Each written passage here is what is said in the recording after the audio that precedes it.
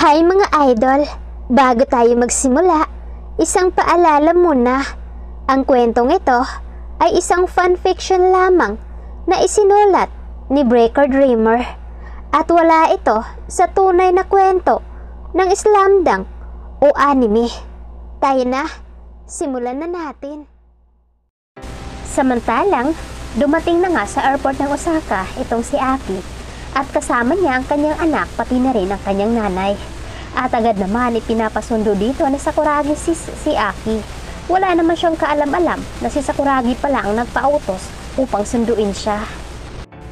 Sino ba kayo? Tanong ni Aki. Subalit, hindi siya pinansin ng lalaki. Tinanguan nito ang kasamahan bago binuhat ang mga malita ni Aki. Ang anak ni Aki na si Saki ay natutulog kaya walang kaalam-alam sa nangyayari. Miss Aki, kailangan niyo pong sumama sa amin. Ani ng lalaki na nakasuot. Nagtaka si Aki sa sinabi nito. Wala namang nagawa si Aki nang alalayan siya nito papasok sa loob ng kotse. Inaalala niya kasi ang anak niya sa oras na questioning niya ang mga ito, pero may hinala na siya kung sino ang nag-utos sa mga ito. Sa kanya mo ba kami dadalhin? Tanong ni Aki sa malamig na tono. Ilang minuto ay nakarating na rin sila sa mataas na building na pag-aari ni Sakuragi. Bumaba sila sa saktong nagising na ang kanyang anak, kaya nagtataka itong napatingala sa gusali. Mami, anong ginagawa natin dito? Diba, sa house tayo ni Tito tutuloy? Ani ni Saki sa ina. Himing ngumiti si Aki at hindi alam kung ano ang sasabihin sa kanyang anak. May kakausapin lang si Mami, kaya tayo nandito anak. Pagkatapos, aalis din tayo. Sleep ka na ulit. Alam kong inaantok ka pa. Nakangiting, matamis na ani ni Aki sa anak. Ngunit umiling ito kay Aki bago tiningnan ng matalim ang mga lalaking nakapalibot sa kanila. Damn! Kuhang-kuha talaga ng anak ko ang expression ng tatay niya. Kahit ang titig nito kakaiba, napakalamig at walang kabuhay-buhay. Ani ni Aki nang mapansing pinagmamasdan ng anak ang bawat isang bodyguard na nakapalibot sa kanila. Sino sila, Mami? Bakit sila nakapalibot sa atin?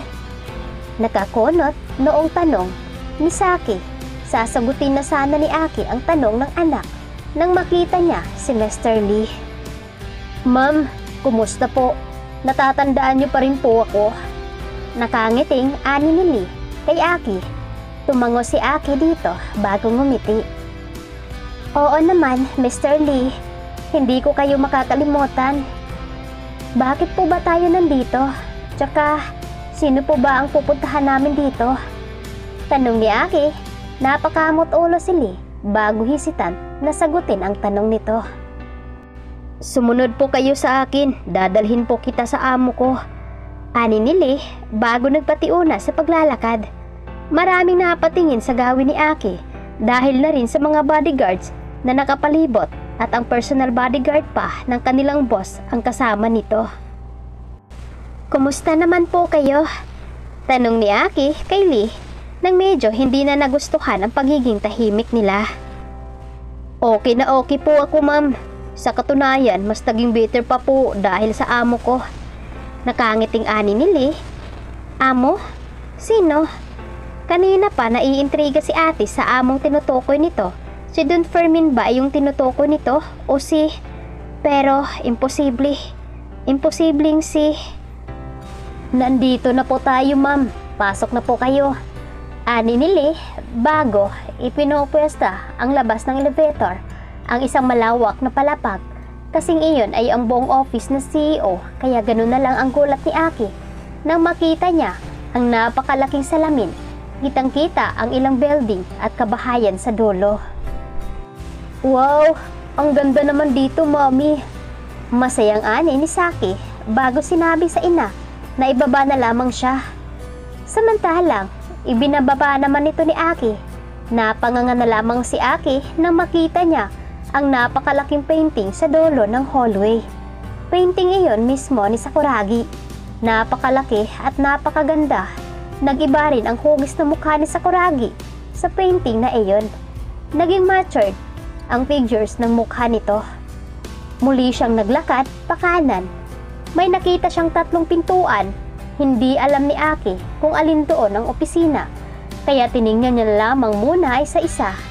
Una niyang binuksan ang isang pintuan at bumungad doon ang malawak na CR. Pambihira, ang ganda-ganda, ang bango pa ng loob. Sinirado ni Aki ang pintuan at tumungo naman sa isa pang kwarto. Nang buksan niya, nakalock iyon, kaya hindi na lang siya nagpumilit. Ang huling pintuan, double door iyon, kaya tiningnan niyon saglit ni Aki. Napakalawak dito, Mommy. Mas malaki pa ito ng dihamak sa bahay natin sa Amerika. Ani ni Saki sa ina. Nagulat pa siya nang magsalita ang anak sa tabi niya. Ibinaba niya ang tingin at nginisihan ng anak. Gusto mo dito? Tanong ni Aki sa anak. Namumula naman ang mukha nito bago umiling. No, Mami. Ayoko.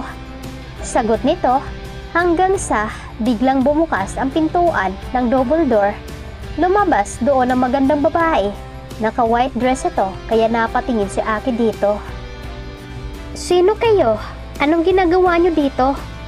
Tanong ng babae sa malditang boses. Napatikwas ang kilay ni Aki sa tono ng boses nito. Excuse me, bago mo kami husgahan, ipapaalam ko na sinundo kami ni Master Lee. Natamimi ang babae nasa harapan ni Aki at pagkaraan ay umasim ang mukha. Ikaw siguro si Aki. Tas, maganda ka, pero mas maganda pa rin ako. Pumasok ka, kanina pa kayo hinintay sa loob. Pairap nitong sabi bago tiningnan si Saki na may pandidiri. Sisinghalan na sana ito ni Aki nang pumasok na itong muli.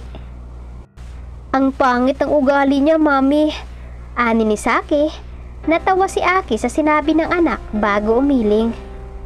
Hayaan mo siya, anak. Ang mahalaga naman ay wala siyang ginawang masama sa atin. Ani ni Aki sa anak bago inakay ang anak palakad. Pagkapasok pa lang ay bumungad na sa kanila ang color gray, black and white na opisina. Medyo nangilabutan pa si Aki dahil sobrang lamig ng loob ng opisina. Tumingin siya sa paligid hanggang sa magawi sa kaliwa ang kanyang paningin kung saan nakita niya ang pangangatawan ng babae at si Sakuragi. Natulala siya saglit nang makita niyang muli ang gwapo nitong mukha. Sobrang gwapo na nito. Napatingin ito sa gawi niya.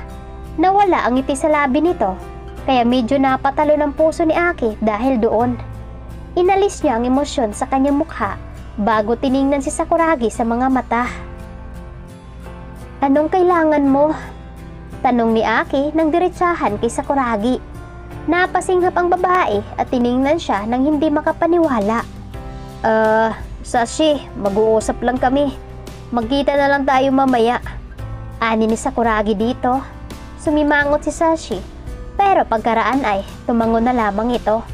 Lumapit ito kay Sakuragi bago hinalikan malapit sa labi na ikinaiwas ng tingin ni Aki. Ngumisi si Sashi nang makita siya nito nakatingin sa kanila. Keep your distance. Bulong nito nang mapadaan nito sa pwesto ni Aki. Umirap si Aki sa sinabi nito bago natawa ng mahina. Isaksak mo pa sa baga mo. Out of nowhere, nasagot ni Aki.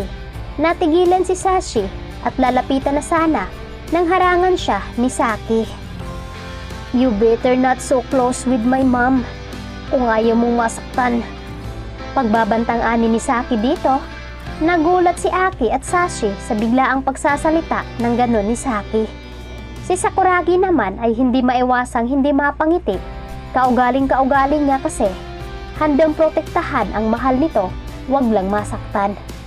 Napapadyat namang umalis si Sashi. Natawa naman si Aki bago ginulo ang buhok ng anak. Don't do that again, baby. Pagpapaalalang ani ni Aki sa anak. Gumuso lamang ito, ngunit hindi naman sumang-ayon.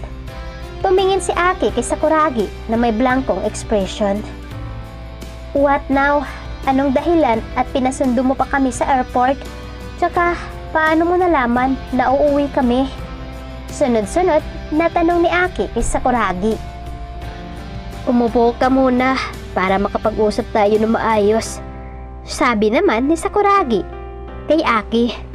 Ano nga kaya ang papaliwanag dito ni Sakuragi sa kanya na ngayon ay muli na silang magkita? Makikipagbalikan pa kaya itong si Aki dito kay Sakuragi? At ano ngayon ang gagawin na ngayon ay malaki na nga ang anak ni Sakuragi? Kaya ito ang aabangan natin mga fam sa susunod natin na episode.